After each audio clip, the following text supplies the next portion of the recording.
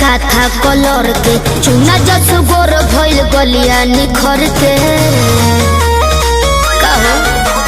होठो पर लिपस्टिक बा काथा कलर के चुना जस गोर भइल गलिया निखर के तोहर साबा विचार आवा हो जाना पर मौका मिली त चूकब ना सुना जवानी तो हजारदा के पुराने भइल चबाइले की ठूक बना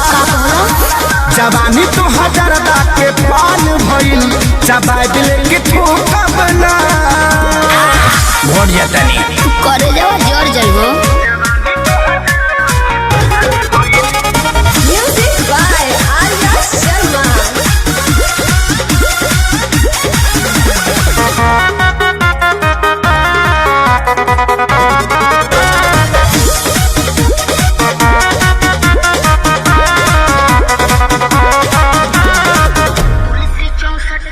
तुलसी 64 की मामी ये राजा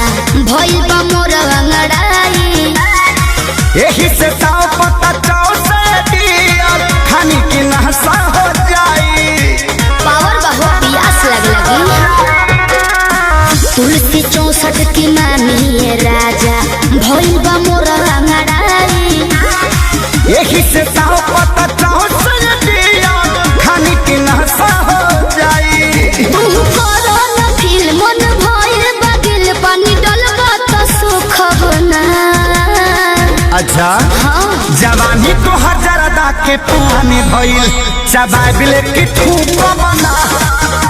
जवानी तो हजारदा के पान भइल चबाइले की ठूक बना मछिया के गिर जइबो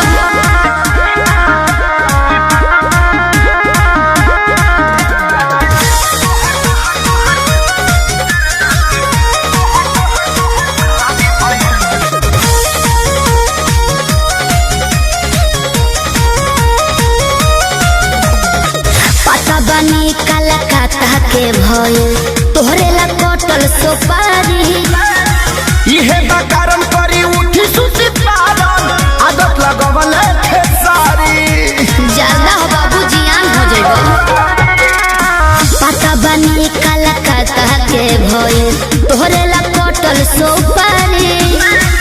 इहे बकारम करी उठी सुती पारन आदत लगवल खेसारी रोज आंसू विवेक खाई चाहे केक लाइन दी है करू कबो ना जवानी तो हजारदा के पुराने भइल चबाइले की ठूक बना जवानी तो हजार